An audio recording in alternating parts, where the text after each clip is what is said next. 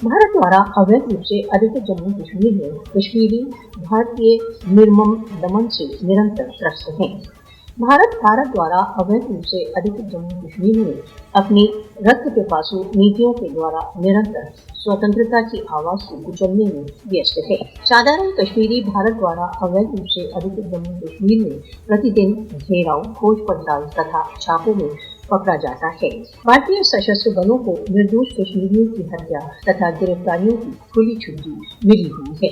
भारतीय अधिकारी भारत द्वारा अवैध रूप से अधिकृत जम्मू कश्मीर में यदाकदा कश्मीरियों के विरुद्ध काले कानूनों को लागू कर तथा उनकी जायदादें जब्त कर उन्हें गिरफ्तार कर रहे हैं। भारतीय दमन ने भारत द्वारा अवैध रूप से अधिकृत जम्मू कश्मीर को इसके निवासियों के लिए एक सजीव नरक में परिवर्तित कर दिया है।